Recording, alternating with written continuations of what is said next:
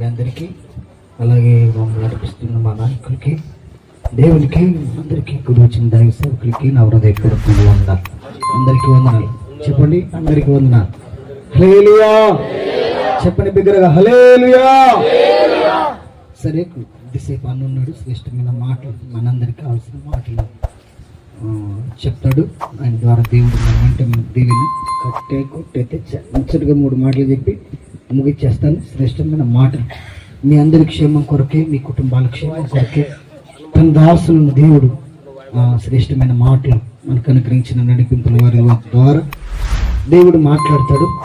చెవి గలవాడు ఆత్మ చెప్పుచున్న సంగతులు వినుగాక. సరే, మంచిది. బైబిల్ గ్రంథంలో నుంచి ఒకసారి ఒక రాజు ఉన్నాడండి. ఆ రాజు తన రాజ్యంలో ఒక శాసనం చేశాడు. నేను చెప్పిందే వినాలి, నేను చేసిన దానికే మొక్కాలి. అట్లా ఎవరైనా చేయకపోతే వాడిని నేను తీసుకెళ్లి సింహముఖంలో వేస్తాను. బానిసలుగా వచ్చినటువంటి కొంతమంది వ్యక్తులు ఉన్నారండి. ఉంటే అతను ఏం చేశాడు, వాళ్ళు ప్రార్థన చేసుకునే వాళ్ళు ఏదో లేక వారి రాజ్యంలో పట్టబడి యవనస్తులండి. వాళ్ళు వచ్చారు. వచ్చిన తర్వాత ఒక శాసనం చేశాడు, నేను పెట్టేవి, నేను చెప్పేవి అన్నీ చేయాలని. ఇప్పుడు కేంద్ర ప్రభుత్వం మనల్ని ఎలా చేస్తుందో అలాగే ఆ రోజుల్లో వారు అలా ఉన్నప్పుడు దేవుని మాటలు నేను చెప్తున్నాను, పిల్లలతో ఆడకూడదు, చాలా జాగ్రత్తగా వినాలి. ఈ రాత్రి మీరందరూ, మనమంతా, నేను సహా శ్రేష్టమైన మాటలు తన దాసుని ద్వారా మనం వినబోతున్నాం. కాబట్టి చక్కగా చాలా జాగ్రత్తగా చురుగ్గా ఉండాలి. అద్దెకి తెచ్చుకునే సేమని వేసుకుని కాసేపు నవ్వుకొని పోయే రకం కాదు మనం. ఆమె చెప్పండి. నుంచి దేవుడు మనతో మాట్లాడుతూనే ఉన్నాడు. హల్లెలూయా. అలాగే మాట్లాడుతూ జరుగుతున్న సంభాషణ అది. పిలిపించాడు. ఒకడు ఉన్నాడండి, చెప్తుంటే వింటం లేదు. ఈ శాసనం తయారు చేయబడింది. తయారు చేయబడిన తర్వాత కూడా నేను నా దేవునికి తప్ప ఎవరికి ప్రార్థన చేయను అంటున్నాడంటే పిలిపించిన తర్వాత కూడా అతను మారలేదు. సరే, చూద్దాం అనుకున్నారు. దానియేలు ప్రవచన గ్రంథం 6వ అధ్యాయం 25వ వాక్యంలో చివరి లైన్, మీకు క్షేమం కలుగును గాక అనే మాట ఉంటుంది. చదవండి. దానియేలు ప్రవచన గ్రంథం 6వ అధ్యాయం 25వ వాక్యం. నీకు క్షేమాభివృద్ధి కలుగును గాక. నీకు క్షేమాభివృద్ధి కలుగును గాక. 3 సార్లు చేతులెత్తి ఆమేన్ చెప్పండి. నీకు క్షేమాభివృద్ధి కలుగును గాక. నీకు క్షేమాభివృద్ధి కలుగును గాక. నాకు క్షేమాభివృద్ధి కలుగును గాక. ఎవరికి వారు చెప్పుకోవాలి. ఏం కావాలి? అర్థమనే వాక్యం ఉంది. మన ఇంట్లో అంతో ఇంతో దాచిపెట్టుకున్న బంగారు ఉంది, మంచి ఇల్లులు ఉన్నాయి, మంచి కుటుంబం ఉంది, పిల్లలు ఉన్నారు. మొదటి మనిషితోనే దేవుడు చెప్పాడు, నువ్వు అభివృద్ధి పొందాలి, విస్తరించాలి, భూమిని నించాలని. ఈ మధ్యలో కొంచెం గలిబిలైపోయింది. మరలా దేవుని ప్రజలు అలా ఉండకూడదని ఏ రాజు వ్యతిరేకంగా లేచాడో అదే రాజు పరిశుద్ధాత్మ దేవుడు తన దూతల ద్వారా ఆ వ్యక్తికి దేవుడు అనుగ్రహించినటువంటి నిర్దోషత్వాన్ని బట్టి, యథార్థతను బట్టి అతను వచ్చి అంటాడు, అతని గురించి ముందుగానే రాజుగారి చెవిలో పడింది, ఇతను ప్రార్థన చేసేవాడని, కొంపలు ఆరిపోయేవాడు కాదని, అనేక సంసారాలు బజారుకు లాగుతుంటే సునకానందం పొందేవాడు కాదని, అతని గురించి ఒక సాక్ష్యం. యవనస్తుడు ఆయన గారు. ఈ రోజున ఈ రాత్రి ఆశీర్వాద సభకి ఉదయకాలం నుంచి ఇక్కడ కూడి ఉన్నాం. మనం ఉన్నతమైన ఉపదేశం తన దాసుని ద్వారా ఇంచుమించు 23 సంవత్సరాల నుంచి నువ్వు వింటూనే ఉన్నావు. పరిశుద్ధాత్మ దేవుడు నీ మీద, నా మీద, మన మీద ఉన్న ప్రతి శాపం తొలగించబడి మనము క్షేమాభివృద్ధి నందుటకు ఈ దినం ప్రతిష్ఠించబడింది. సభలు కొట్టండి గట్టిగా. ఏం చేయటకు చెప్పాలి? నోరు తెరిచి చెప్పాలి. ఏం చేయటకు? గట్టి చెప్పాలి. అందరికి నోర్లు ఉన్నాయిగా. మా ఊర్లో ఎవరు మాట్లాడరు అంటారా? ఎందుకు వచ్చాం మనము? చెప్పాలి. అడిగిన దానికి సమాధానం చెప్పాలి. క్షేమాభివృద్ధి నందాలి. ఎందుకు వచ్చాం మనం? ఉంది క్షేమాభివృద్ధి, కానీ ఎవరికి ఏం జరుగుతుందని భయం. ఆనందకరమైన ఇల్లులు ఉన్నాయి, పదిలమైన సొమ్ము ఉంది. అవసరమైనప్పుడు దేవుడి సన్నిధిలో కన్నీళ్లు గారుస్తున్నాం. శ్రమలు, కన్నీళ్లు, దుఃఖం వచ్చినప్పుడు ఏది ఏమైనా దేవుని వాక్యం చెప్తుంది, నీకు క్షేమాభివృద్ధి కలుగును గాక. మనకందరికి సుపరిచితమైన ఒక వ్యక్తి ఉన్నాడు. తూర్పు దేశంలో న్యాయవంతుడు, యథార్థవంతుడు, చెడుతనమును అసహించుకున్న వ్యక్తి, కళ్ళతో నిబంధన చేసుకున్న వ్యక్తి, అన్నీ పోయాయి. కానీ దేవుని వాక్యం అంటుంది మొదట తన స్థితి కొంచెంగా ఉంది. అలాగే ఆయన తన స్నేహితుల నిమిత్తం ప్రార్థన చేసినప్పుడు ఆయనకున్న క్షేమ స్థితి కంటే మరెక్కువగా నేను ప్రకటించే నజరేయుడైన యేసు ఇచ్చాడు. ఆమేన్ చెప్పండి. చేతులెత్తి బిగ్గరగా చెప్పండి. ఈ రాత్రి కాల సమయంలో పరిశుద్ధాత్మ దేవుడు ఉదయకాల సమయం నుంచి ఇప్పటి వరకు మనందరినీ ఇక్కడ సమకూర్చి మనతో తన దాసుల ద్వారా పలు విధములుగా మాట్లాడాడు. చివరి సమయంకి వచ్చాం. మీ అందరి కొరకు ప్రార్థన చేస్తాడు అన్న. అలాగే శ్రేష్టమైన మాట చెప్పి మీరు దీవించబడతారు. ఆమేన్ చెప్పండి. సరే, ఈ మనిషి అంటాడు, నేను నువ్వు చెప్పిన దానికి వినను, ఏం చేసుకుంటావో చేసుకోపో అన్నట్టుగా మాట్లాడాడు. తర్వాత రాజు వచ్చి, దానియేలు, జీవము కలిగిన సేవకుడు విన దానియేలు, రాజు చిరంజీవి అవును గాక, నీ దేవుడే జీవం కలిగిన దేవుడు. చెప్పలు పట్టిన గట్టిగా. మనం ఆరాధించే దేవుడు ఎవడో నాశనమైపోవాలి, ఎవడో పతనమైపోవాలి, ఎవరి కుటుంబమో బజారు పాలైతే నవ్వాలనుకున్న వ్యక్తి ముందరనే నేను ప్రకటించే నజరేయుడైన యేసయ్య ఆలస్యమైన నిలబెడతాడు. నిలబెట్టి మనల్ని ప్రగతి పదంలో నడిపిస్తాడు. ఒకటి మాత్రం నిజం, మనం ఏ పట్టణంలో ఉన్నాం, అదిగో అతను ఊరికి వెళ్ళాడు. గ్రామం కాని గ్రామం బానిసగా ఒకని యవనస్తుడు వెళ్ళి నా దేవుని మాట తప్ప ఇంకొకరి మాట వినండి. మన యవనస్తులు కాలేజీకి పంపించామనుకో, ఇప్పుడు స్మార్ట్ ఫోన్లు ఏంది వెళ్ళటంలా. ఆమేన్ చెప్పండి. ఎంతో కష్టపడి మంచి భవిష్యత్తు కొరకు నిన్ను పెంచి పెద్ద చేస్తే దారి మధ్యలో ఉన్నటువంటి ఏ సంకటంలో ఇరుక్కోకుండా నీవు ఉండాలి. ఒక వ్యక్తి రాజు అంటున్నాడు, నీకు క్షేమము కలుగునుగాక, నీకు క్షేమాభివృద్ధి కలుగునుగాక అని అంటున్నాడు. నేను ఇందాకే చెప్పానండి, యోబు గారి జీవితాన్ని మనం చాలా సార్లు విన్నాం. ఆయన న్యాయవంతుడు, యథార్థవంతుడు. ఒకసారి లేవియాకాండ గ్రంథంలో ఒక మాట ఉంది, చదువుందాం. 26వ అధ్యాయం 6వ వాక్యం ఒకసారి చదవండి. లేవియాకాండ గ్రంథం 26వ అధ్యాయం 6వ వాక్యం ఒకసారి చదవండి. ఆ దేశంలో మీకు క్షేమము కలుగజేసి, ఇది ఆ దేశంలో ఉండబోయే దేశం ఆనందకరమైన దేశం. ఇప్పుడైతే భారతీయులం, చిన్నప్పుడు స్కూల్లో నేర్పిస్తారు, భారతదేశం నా మాతృభూమి, భారతీయులందరూ నా ఉట్టిదే. అప్పుడే కుల విభజన, అప్పుడే ఊరికే పేరుకు ప్రతిజ్ఞ తప్పనిచ్చి 2 పలానోడేవి కాదు, నేను ఆయన ఇట్లా కాదు. భారతీయులం మనం.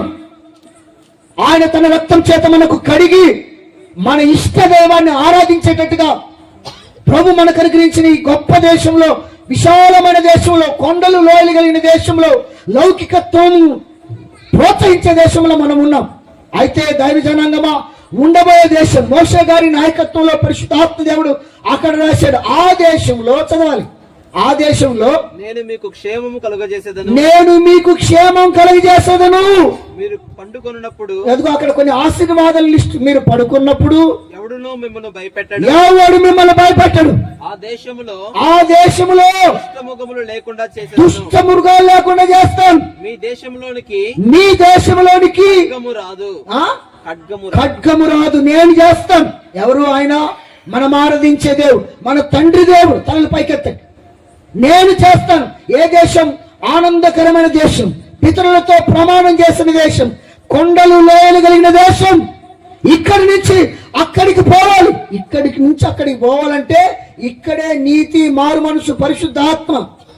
ఉదయకాల సమయంలో మనం విన్నాం, ఉపదేశాన్ని నీవు అంగీకరించి నడిపించబడితే పడుకున్నప్పుడు నన్ను ఎవరో తొక్కిరన్న ఏముండదు. ఉన్నట్టుగానే ఈమె దయాప్రాప్తురాలు అనుకుంటుంది. నన్ను గుండెల మీద పెట్టి గుర్తిండ్రేమన్నా. రాత్రిపూట మా అత్తమ్మ దయమైన ఆమెకు వస్తుంది, ఎందుకంటే క్యారెక్టర్ మర్చిపోదుగా. మనం చేసినే మనకు వస్తాయి, తేడా ఏముండదు. కొంచెం మరలా అన్నకు ఫోన్ చేయాలి. అర్ధరాత్రి 2 గంటలైన ఒకసారి నేను అన్నతో పాటు మేము సేవకి వెళ్తాం కదా, అప్పుడు కూడా అలసిపోయే టైంలో కూడా ఇట్లాంటి ఫోన్లే. ఆమె చెప్పండి, నన్ను ఏదో తొక్కినట్టుంది అన్న. ఎందుకు దక్కదు? ఏ కుసం లేకపోతే వినాలి దైవ జనాంగమా. ఆ దేశంలో, ఏ దేశం ఇది? భారతదేశం. భారతీయులం. ఈ పౌరత్వం ఉంది ఇక్కడ. మనం ఉన్నటువంటి సంఘ సహవాసంలో మనకు అనుగ్రహించిన మన ఆత్మీయ తండ్రి ద్వారా. ఆమె చెప్పండి. నిన్ను సేవలో నిన్ను కని పెంచి దేవుడు తన దాసుని ఈ రీతిగా కాపాడి మనమందరం ఇలా కూడుకున్నాం. మీ కుటుంబాల్లో ఒక దేశం ఉంది, ఆనందకరమైన దేశం, కనాను దేశం, నూతన యెరూషలేము, ఆ సియోను. అక్కడ ఉండుట కొరకు ఇక్కడ నీవు దేవుని నీతిని నెరవేర్చి చక్కగా ఉండాలి. ఒక శాసనం తయారు చేయబడితే పక్కింటోడితో మాట్లాడవకమ్మా, చాటింగ్ చేయాలంటే ఏం చేయటం లేదమ్మా, నీ మొహం కనబడదు, నువ్వు చేసేవో చేయలేదో, పడుకొని ముసుగేసుకుని అందరు నిద్ర పెట్టేప్పుడు ఈమె సెల్ ఫోన్ తీసి చాటింగ్ చేస్తా ఉంటే నేను చాలా మంచిదని నా కూతురు తలే ఎత్తదు. ఈరోజు తలెత్తుకోకుండా జీవితాలు నాశనం అయిపోతున్నాయి. తలెత్తితే ఇంకేమవుతుందో? దైవ జనాంగమా, నువ్వు ఒక విలువైన వ్యక్తివి. దేవుని వాక్యం చెప్తుంది, మోషే గారి ద్వారా నీవు పడుకున్నప్పుడు కొంతమంది తల్లిదండ్రులు భారంతో ఆలోచిస్తారు, ఏంటి నా పరిస్థితి, నాకు దేవుడిచ్చిన పిల్లలు, నేను ఎలా బ్రతకాలి ఈ లోకంలో. ఎంతో మంది అర్థాంతరంగా జీవితాన్ని చాలించుకుంటున్నారు. నాకు తెలిసినోడు ఒకడు మొన్న ఒకసారి తిరుపతి పోయాను, నాకు తెలిసినోడు కాదులేండి, వాడు పులి దగ్గరికి వెళ్ళి ఇట్టి ఎగిరిందంట. పులి ఊరుకుంటుందా? పులి దగ్గరికి వెళ్ళి గంట కొడితే ఊరుకుంటుందా? నవ్వండి, అంత సీరియస్ ఏందో పోయినట్టు. గడి చెప్పండి హల్లెలూయా. పులి దగ్గరికి వెళ్ళి ఇట్టి ఊగిందంట. అది తీసుకెళ్ళి ఒకసారి నేను వెళ్ళా తిరుపతికి, దగ్గర పాస్టర్ గారు కూడా వెళ్ళాం. మా కళ్ళ ముందే అవి తిరుగుతూ ఉన్నాయి, ఏమనలేదు. ఈడి దయ వల్ల అంగి ఇప్పుడు ఎవరు లేకుండా పోయింది. ఇటు అటోళ్ళు ఉంటాడు సునకానందం, నా చేతిలో దండం పెడతాను, వినండి, మందిరానికి రండి. నీవు, నీ కుటుంబం, నీ పిల్లలు క్షేమంగా ఉండాలి, క్షేమాభివృద్ధి కలగాలంటే ఆ దేశం ఎట్ట చేస్తే ఏమిలే, ఇక్కడ ఎవరు చూస్తున్నాడు అక్కడ అంటే కుదరదు. నువ్వు పడుకున్నప్పుడు, నిద్రపోయినప్పుడు, లేచినప్పుడు, నీ కష్టార్జితాన్ని సంపాదించుకోవడానికి వెళ్ళినప్పుడు దానియేలు గారిని గమనిస్తే అక్కడ ఒక మంచి మాట ఉంది, నా దేవుని దృష్టికి నేను నిర్దోషణ కనుక నీకు, నీ కుటుంబానికి, నీ రాజ్యానికి, నీ వ్యక్తిగత జీవితానికి క్షేమాభివృద్ధి కలగాలంటే ఉదయకాల సమయంలో ఉన్నాం. ఏ పట్టణంలో ఉన్నాం మనం? పితరులతో ప్రమాణం చేసిన పట్టణం. ఆ పట్టణంలో ఉండేవారు ఎవరంటే పరిశుద్ధులు, నీతిమంతులు, తండ్రి స్వాస్థ్యాన్ని అనుభవించేవాళ్ళు. ఆ పట్టణంలోకి అందరూ పోరు. గొర్రెలన్నీ గొర్రెల మందులోకి వెళ్తాయి, మేకలన్నీ మేకల మందులోకి వెళ్తాయి. తాగుబోతుడితో పరిచయం పెట్టుకుంటాడు. తిరుగుబోతు మనిషితోనే బాగున్నావా అక్క అంటది. మంత అంటదా పరిశుద్ధులతో? అనదు. ఎందుకంటే క్యారెక్టర్ కొంచెం మాత్రం తేడా ఉండదు. హల్లెలూయా. నీవెవరు? ఏ పట్టణంలో ఉండాలనుకుంటున్నావు? దేవుడు నీకు ఇచ్చిన ఉన్నతమైన ఉపదేశం సహవాసంలో మన జీవితంలో ఎవరు మనల్ని విడిచిపెట్టినా, ఎవరు మనం త్రోసివేసిన దేవుడు పరిశుద్ధుడు, ఆయన దయమని వినంత కాలం మనం ఉండబోయే దేశం విలువైంది. ఆమేన్ చెప్పండి. ఆ దేశము కొరకు యేసుక్రీస్తు ఒక్కడ ఏకైక కుమారుడుగా వచ్చి ప్రాణం పెట్టి నా ప్రజలు క్షేమాభివృద్ధి నొందాలి, సాతాను గాడి తంత్రాల్లో ఇరుక్కోకుండా బ్రతకాలి, అన్యాయమైన సంపాదన రెక్కలు చెగిరిపోతుంది, వారి కష్టార్జితం వారు అనుభవించి వారి పిల్లలు క్షేమాభివృద్ధి నొందాలి. ఒక 3 మాటలు చెప్తాను, త్వరగా ముగిస్తాను. అన్న ద్వారా మనం దేవుని మాటలు విందాం. 16వ కీర్తన 1వ వాక్యం 2వ వాక్యం చదువుకుందాం. కీర్తనల గ్రంథం 16వ కీర్తన దేవా 1-2 వాక్యాలు అందరు తీయాలి. దేవా నీ శరణు జొచ్చి ఉన్నాను, నన్ను కాపాడుము. ఎవరు రాస్తున్నారు ఆ కీర్తన? దావీదు మహారాజు గారు. నీ చుట్టం కాదు, మా నాన్న చుట్టం కాదు, ఎవరైనా దావీదు మహారాజు గారు. ఎంత రంగరించి పాడుతున్నాడు చదవండి. దేవా నీ శరణు జొచ్చి ఉన్నాను, నాకు ఇంకొక దిక్కు లేదు, నీ పాదాలే పట్టుకుంటున్నాను, నన్ను కాపాడుము. నీవే ప్రభుడవు, నీకంటే నాకు క్షేమాధారం. చప్పట్లు గట్టిగా హల్లెలూయా. దావీదు మహారాజు గారు గొల్యాతు, ఇదిగో అన్నల చేతిలో నుంచి, ఇంతమంది చేతిలో నుంచి తండ్రి మందను కాపాడిన ఈ వ్యక్తి ఇప్పుడు అంటాడు, నీవే నా దేవుడు, నీకంటే క్షేమాధారం, నేను నీ శరణు వచ్చి ఉన్నాను. యుద్ధ నేర్పరి, దేవుని సంతోషపెట్టే వ్యక్తి, మంచి గాయకుడు. ఈరోజు 4 రూపాయలు సంపాదించుకుంటే కాళ్ళు ఎగరేస్తాం, నేనే పెద్దనంటాం, 4 విరోచనాలు పడితే మాడిపోయే మన మహానికి దేవుని మాట్లాడుతున్నాయి, నీవే క్షేమాధారం, నీకంటే ఇన్ని చూసిన వ్యక్తి. సొంత వారు తరుముకున్నప్పుడు, అందరు పోయినప్పుడు ఈ 16వ కీర్తన రాస్తున్నాడు. ప్రధాన గాయకుడు, దేవుడిని కనుగరించిన కుటుంబం, పిల్లలు, వారికంటే, అలాగే దేవుని సన్నిధిలో నీకంటే క్షేమాధారం ఎక్కడుందాయా? కట్టుకున్న భార్య చేసే పనులు, కన్న పిల్లలు చేసే పనులు ఈ లోకంలో మీరు ఇంట్లో చూస్తూనే ఉన్నారు. కానీ నువ్వు అనాలంట నీవే క్షేమాధారం. ఎక్కడికి వెళ్ళినా క్షేమం లేదు. ఎక్కడికి వెళ్ళినా ఎంత ఉన్నతమైన స్థితిలో నీవు ఉన్నా దేవుడికి వినిపించే ఉన్నతమైన ఉపదేశ క్రమం. ఈ రాత్రి ప్రధాన గాయకుడు చెప్తున్నాడు, నేను నీ సన్నిధికి వచ్చి ఉన్నాను, ఇంక నీకంటే ఎవరు నాకు లేరు, నీవే క్షేమాధారం. నాకున్న స్థితి నుంచి, నాకున్న బంధకాల నుంచి, నాకున్న ఒంటరి పరిస్థితి నుంచి, నేను అనుభవించే మానసికమైన బాధ, చదువుకునే చోట నేను వెళ్ళేటప్పుడు నా మీద పడే ఒత్తిళ్లు, నాకున్నటువంటి అప్పుల భారం, నాకున్న అసమాధాన పరిస్థితులు అర్థం చేసుకోలేని నా భార్య, నీవే క్షేమాధారం. ఈ రాత్రి నేను ప్రకటించే నజరేయుడైన యేసయ్య, మనం ఎవరి వైపు చేతులు ఎత్తాల్సిన అక్కరే లేదు. పరిశుద్ధాత్మ దేవుడు చెప్తున్నాడు, ఆయన కంటే క్షేమాధారం ఏది లేదు. ఆ మధ్య ఒకరోజు ఒక రేగుల ఇంట్లో మేము పడుకొని ఉంటే ఎప్పటి నుంచో నా పెద్ద కూతురు చూసి, నానా అది మన మీద పడుతుంది అనండి. అమ్మ పడదులేమని అరిసి అట్లాగే పండబెట్టాను. నాకు డౌట్ ఉంది, అట్లాగే ఉన్నాము. ఒక నెల దాటిపోయిందండి. దాటిపోయిన తర్వాత ఒకవేళ నా పిల్లల మీద పడితే, నా మీద పడితే ఏంది పరిస్థితి ప్రభువా? నేనంటే సేవలో పట్టగప్పుకొని బ్రతకడం నాకు అన్నీ అలవాటైపోయింది. సరే నా పిల్లల పరిస్థితి ఏంది, నా పరిస్థితి ఏందని ఆలోచించుకుంటా నాకు నువ్వే క్షేమాధారం. నేను హోసనా మినిస్ట్రీ నుంచి బయటకు వచ్చినప్పుడు కూడా నేను ఎవరి కాడికి వెళ్ళి కేజీ బియ్యం నేను అడుక్కోలేదు. నేను అలాగే ఉన్నాను. ఇప్పుడున్నటువంటి ఎమ్మెల్యే దగ్గరికి వెళ్ళి నాకు ఆకలినప్పుడు నేను మా పాస్టర్ అమ్మ అంతంత మంచి ఆ రోజుల్లో కూడా నాకు ఇలా కావాలి అడగలేదు. నేను దేవుడే సాక్షి. అలా ఉన్నప్పుడు ఒకరోజు గడిచింది. ఒకరోజు అర్ధరాత్రి 2 గంటలకి పడితే నా కాలు మీద పడాలి, లేకపోతే పాస్టర్ గారి తల మీద పడాలి. అటు నుంచి ఇటుకలు అవి ఇరిగిపోయి పడిపోయినాయి. ఆయన మమ్మల్ని క్షేమంగా కాపాడి మా చుట్టుపక్కల ఉన్నటువంటి వాళ్ళు ఏంటి అర్ధరాత్రి 2 గంటలకు లేచి చేస్తున్నాను, అవన్నీ తీసుకొని పక్కనకు వచ్చి పెట్టుకున్నాం.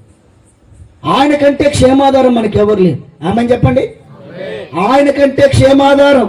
ఆయనే మనల్ని కాపాడేది, ఆయనే మనల్ని ప్రగతి పదవులో నడిపించడం కొరకు. ఒకవేళ ఈ దారిలో ఆయన నడిపిస్తే చక్కగా నడుస్తున్నాం. ఆమె చెప్పండి, బక్కిరగా చెప్పండి, హల్లెలూయా.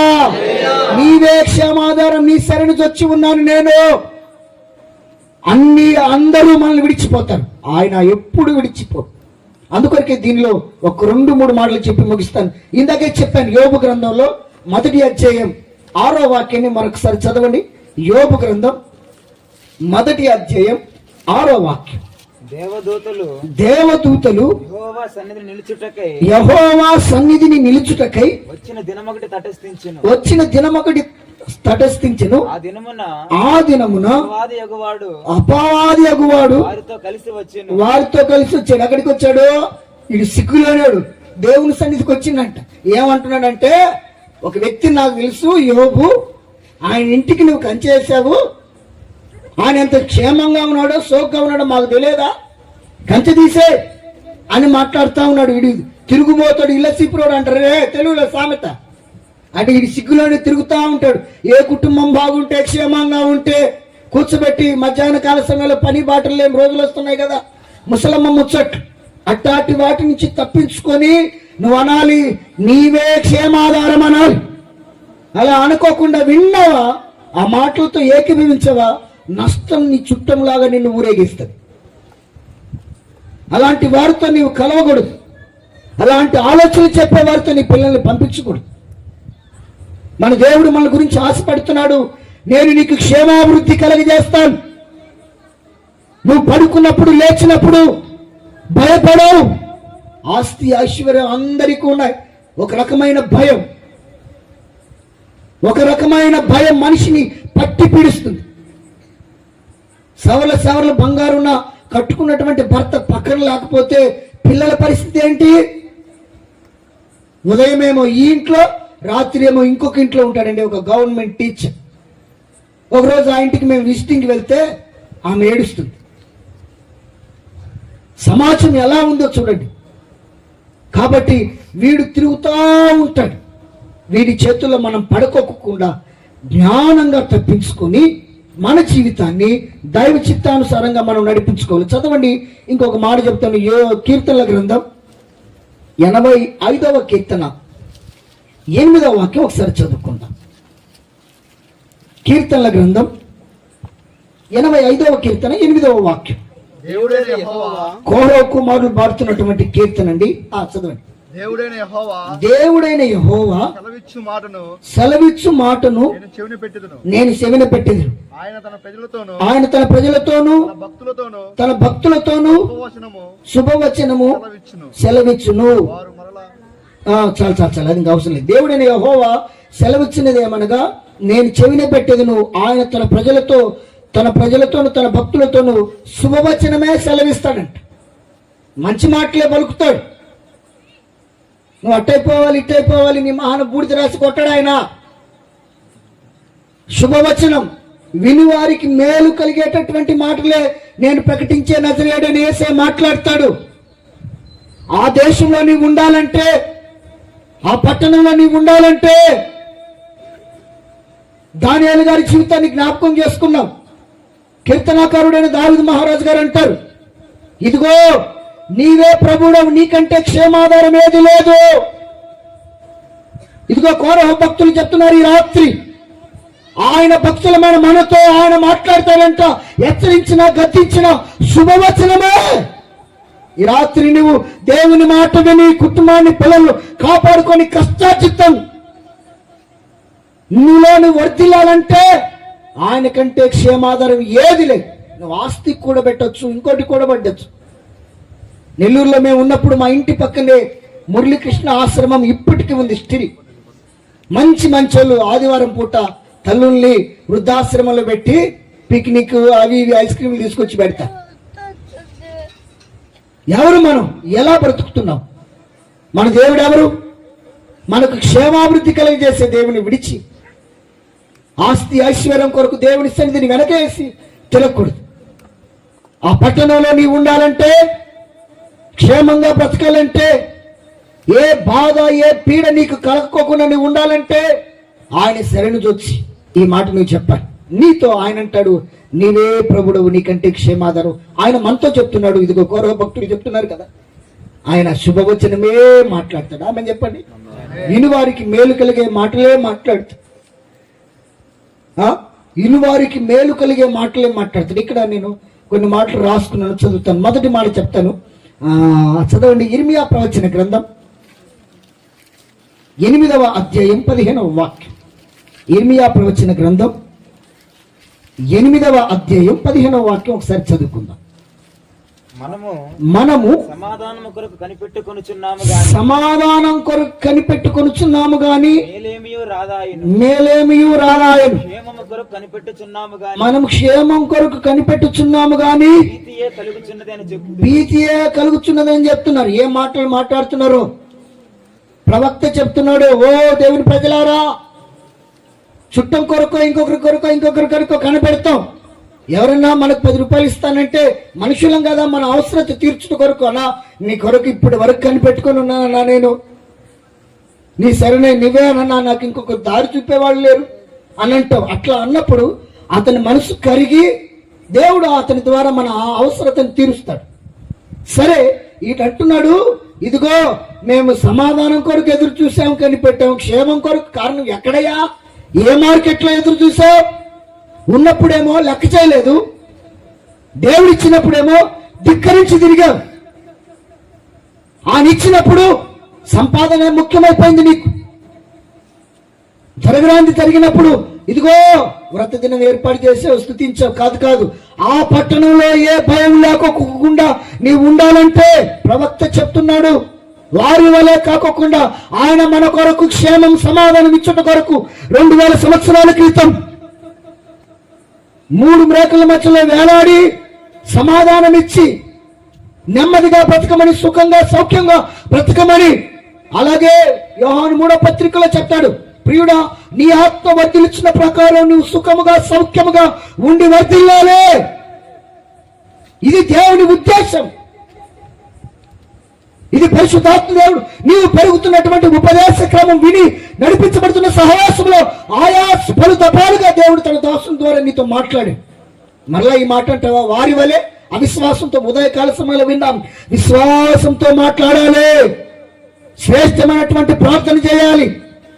మన సాక్షి కల్మషం తోచుకున్న మనపూర్వకంగా ఆయన దగ్గరికి వచ్చి మనం అడిగినప్పుడు మన దేవుడు మనం ఉన్నటువంటి పట్టణంలో మన సమస్యలు తీరుస్తాడు. అలా కాకోకుండా మేము దాని కొరకు అని పెట్టాం, దీని కొరకు ఎందుకు ఉసిరి పళ్ళు పోగొట్టుకొని ఊరంతా తిరిగినట్టు ఇట్టాటి వ్యవహారం ఉండకూడదు. ఆమె చెప్పండి. ప్రవక్త ఎంత తెలివిగా వారి వారి వ్యక్తిగత జీవితం, వారి స్వభావాన్ని గురించి ఆయన గారు అక్కడ మాట్లాడుతున్నారు. సమాధానం కొరకు అని పెట్టావు, సమాధానం లేదు. క్షేమం కొరకు ఎక్కడ ఏమైపోయింది? నువ్వు వింటే అది నీ కళ్ళకు నీకు సొంతం అవుతుంది. నువ్వు అవియోగ్యంగా ప్రవర్తిస్తే అలా నీకు ఉండదు. అందుకొరకే ఇక్కడ ఇంకొక మాట నేను రాసుకున్నాను, త్వరగా చెప్పి ముగిచ్చేస్తాను అన్న నాతో చెప్తారు. చదువుకుందాం. సమూయేలు మొదటి గ్రంథం 11వ అధ్యాయం 14వ వాక్యం చదువుకుందాం. మనము గిల్గాలునకు వెళ్ళి రాజ్య పరిపాలన పద్ధతిని మరలా స్థాపించుకుందాం రండని చెప్పి సమూయేలు జనులను పిలవగా జనులందరూ గిల్గాలునకు వచ్చి గిల్గాలులో యెహోవా సన్నిధిని సమాధాన బలులను అర్పించి యెహోవా సన్నిధిని పట్టాభిషేకం చేసి ఇదిగో చప్పలు కొట్టిన గట్టిగా హల్లెలూయా. ప్రవక్త మాట విన్నారు, నడిపించే నాయకుడు నీ కుటుంబానికి ఇదిగో ఇలాగ మనమందరం విని ఏదో ఒక ఆశీర్వాదం మనం సొంతం చేసుకోవాలని మీతో కూడా ఉండే భాగ్యాన్ని పరిశుద్ధాత్మ దేవుడు అల్పులమైన నాకు అనుగ్రహించాడు. ఆమె చెప్పండి.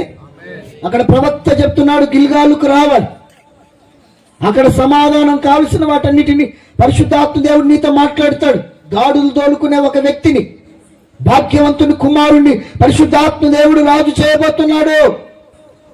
ఈ ముగింపులో ఈ రాత్రి ఈ కుటుంబ ఆశీర్వాద సభలో పరిశుద్ధాత్మ దేవుడు నీతో మాట్లాడతాడు. ఆ మాటని నీవు పట్టుకొని వెళ్ళాలి. ఇక్కడి నుంచి ప్రార్థన చేయించుకొని ఇక్కడి నుంచి వెళ్ళేటప్పుడు ఒకటి మాత్రం గుర్తుపెట్టుకోవాలి, ఏ శాసనం మనకు మన కుటుంబాలకు వ్యతిరేకంగా లేచినా మన పితరుని వల్లే మనం దేవుని వైపుకి తిరిగి ప్రార్థన చేస్తే ఆయన మనను క్షేమమునిచ్చి వదిలి చేసే దేవుడు. మనం ఆరాధించే నజరేయుడైన యేసు. ఆమేన్ చెప్పండి.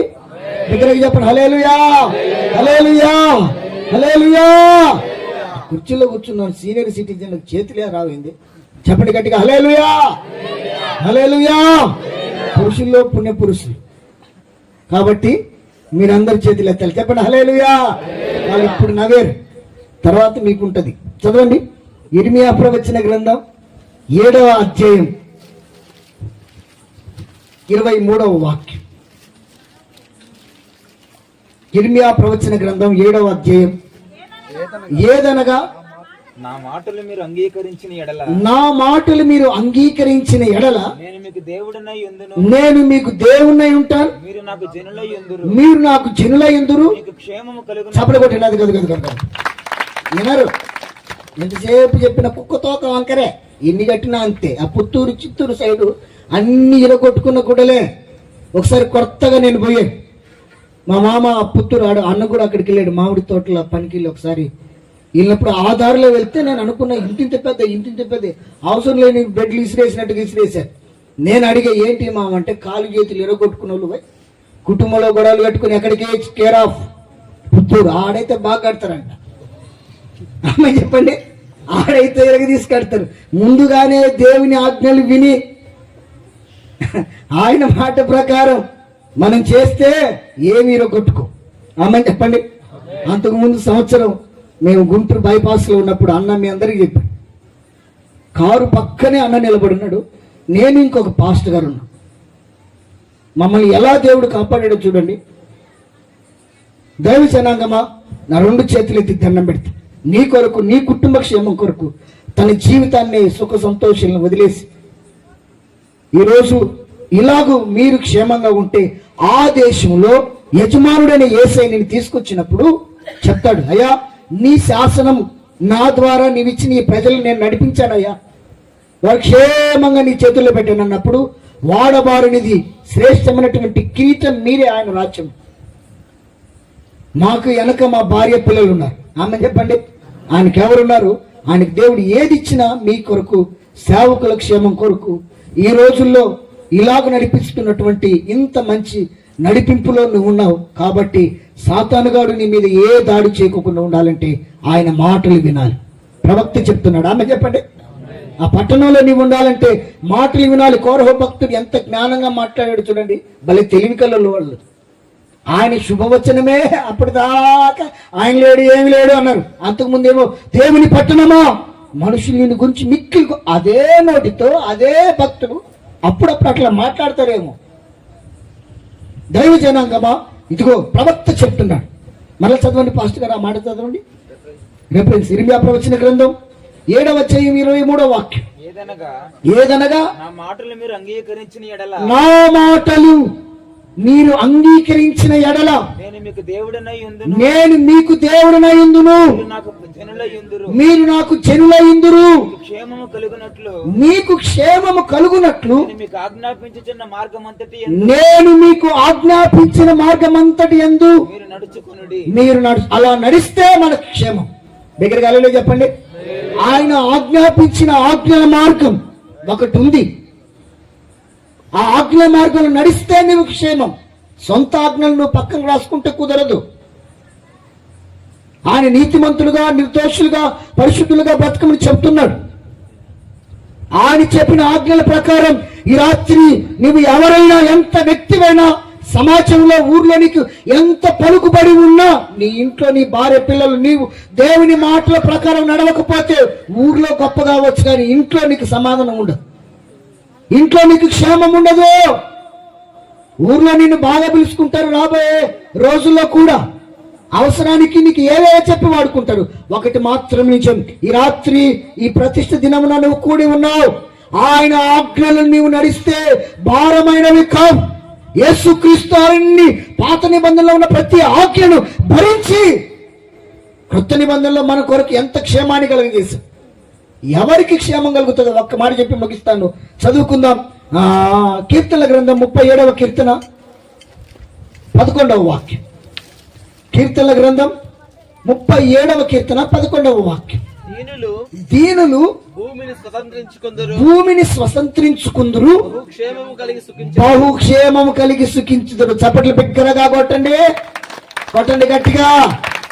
దీనులు భూమిని స్వతంత్రించుకుంటారు. తింటున్నారు, భూమికే మనకు ఆగటం లేదు.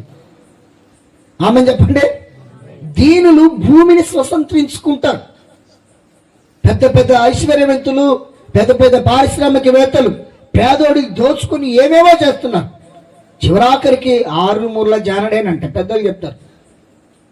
దీనులంట ఆయనని ఎరిగి దీనత్వం కలిగి బ్రతికేవారు. పరిశుద్ధ గ్రంథంలో ఒక తల్లి ఉంది, ఎంత దీనురాలో దిక్కులేంది. రాజాసనం దగ్గరికి వచ్చినప్పుడు కూడా యజమానుడు, అలాగే ఒక 140 సంవత్సరాలకు అధిపతి అయినటువంటి ఒక వ్యక్తి తను కోరుకునేటట్టుగా ఉండాలని అందరూ అంటుంటే ఆమె ఏమీ కోరుకోలేదు. హేగే పరిశుద్ధాత్మ దేవునికి తను అప్పచెప్పుకున్నది. ఇదిగో ఓ గొప్ప రాజ్యానికి రాని ఆమె. చప్పలు కొట్టండి గట్టిగా. దీనత్వం. ఎవడు దీనుడై నలిగిన హృదయం గలవాడై నా మాట విని వణుకుతుంటాడో వాణ్ణి నేను దృష్టించుతాను. దీనులు భూమిని స్వతంత్రించుకుంటారు, బహుక్షేమము కలిగి సుఖిస్తారు. దేవుని మాటలు వింటే దీనత్వం నీలో ఉంటది. నీలో ఉన్నటువంటి మొరటితనం, మూర్ఖత్వం పోతుంది. అపోస్తలుడైన పేతురు గారు చెప్తారు, ఆ మూర్ఖత్వం నీలో పోవాలి. దేవుని మాట ఇన్ని జరుగుతున్నా నీవు క్షేమంగా సుఖంగా సుఖించాలంటే దీనత్వం కలిగి దేవునికి భయపడాలి. ఆయన మాటకు నీవు భయపడి వణుకుతే బహుక్షేమం కలిగి సుఖిస్తావు. కోట్ల ఆస్తి ఉన్నా నీకు క్షేమం కలగదు. దీనులు బహుక్షేమం కలిగి సుఖిస్తారు. వీళ్ళు ఏ ఫ్యాక్టరీలో ఉంటారు? ఆది అపోస్తలుల ఉపదేశ క్రమం విని జీవితాన్ని బాగు చేసుకుని దానికి అనుగుణంగా నడిపించబడితే మనలో ఉన్న గర్వం, కుళ్ళు, క్రూరత్వం, ఆ మొరటితనమంతా పోయి దీనత్వం. ఆమె చెప్పండి. ఇదిగో ఒక అమ్మగారు వస్తుంది, ఆ అమ్మగారిని అలంకరిస్తారంట. యజమానుడు ఉన్నాడండి, యజమానుడు చూసి నాకు కానీ మంచి భార్య వస్తుంది, వీడు పైసోగు చూసి ఆనందపడుతున్నాడు. ఏమంటున్నాడు? పైసోగు చూసి పెళ్లి కుమారుడు పెళ్లి కుమార్తెను చూసి సంతోషపడతాడు కదా. మరి ఇంక తర్వాత కదా నిజ జీవితం కలిసేది. తర్వాత ఉండేది వ్యవహారం, కృతజ్ఞత కూటం, స్తుతి కూటం, టీవీ పెట్టి కొడుతుంటే అన్నీ వినిపిస్తుంటే నేను చాలా మంచిదానన్నా. మరి చెడ్డోళ్ళు ఎవరు? మేమేనా? నువ్వు మంచిదానివి అయితే ఆజ్ఞల ప్రకారం నడిస్తే నీళ్ళెందుకు పాడు చేసుకుంటావు? నీలో ఉన్నటువంటి అమ్మగారింటికాడ పెరిగిన ఆ గర్వం తీసివేసుకుంటే దీనత్వం కలిగి పేతురు, ఇదిగో నీకు సాధువైనట్టు, మృదువైనట్టు, వెలుపటి అలంకారంగా గుణం గుణం గుణం. యేసయ్య ఆ సద్గుణశీలుడు. ఆయన గుణాన్ని బట్టి నిన్ను, నన్ను, ఓర్చుకోలేని నన్ను, సహించలేని నన్ను క్షమించి ఈరోజు ఇలాగ పరిశుద్ధుల మధ్యలో నిలబెట్టి ఆయన గుణగణాలు ప్రకటించేటట్టుగా చేసిన వాడు నజరేయుడైన యేసు. ఆయనే నమ్మదగిన దేవుడు. మా వాళ్ళు కూడా అప్పుడప్పుడు రకం చూస్తారు. గేదెలో సంత ఉంటుందండి, ఆ గేదెని ముందుకు ఎనికి నడుపుతా ఉంటారు. ఈ రోజు నీళ్లు పోయినోడు కూడా అప్పుడు సంతకి బాగా తీసుకొస్తాడు. అలాంటి పరిస్థితుల మధ్యలో నుంచి దాటి మమ్మల్ని ఇలాగూ నెమ్మదిగా సౌఖ్యంగా ఇలాగ పరిస్థితుల చేయబట్టుకుని నడిచే కృపను నాకు దేవుడిచ్చి. ఆమె చెప్పండి. నెమ్మదిగా దేనికి భయపడుకోకు. కాబట్టి నా 2 చేతులెత్తి దండం పెడతాను. నీవు, నీ కుటుంబం, నీ పిల్లలు క్షేమంగా ఉండాలంటే 10 అడుగులు వేస్తే నీకు దగ్గర శ్రేష్టమైన సహవాసం మనకుంది. కాబట్టి దాని అనుగుణంగా నీవు నడుచాలి. నీ ఉండబోయే దేశంలో క్షేమంగా ఉండడం కాకుండా ఇక్కడ ముందు ఉంటే అక్కడ తప్పక దేవుడు వాగ్దానం చేశాడు కదా, ఆయన మాట ఇచ్చాడు కదండి. ఆ దేశంలో ఉండటాలంటే దీనత్వం కావాలి. ఎవడు దీనుడై నలిగిన హృదయం కలవాడై ఆయన వెతుకుతుంటాడో ఆయన కనుదృష్టి పరిశీలిస్తూనే ఉంది. నాకు ఈ అవకాశం ఇచ్చినటువంటి మా నాయకులకి, మీకు, మీ కుటుంబాలకి క్షేమం కలుగును గాక. ఆమేన్.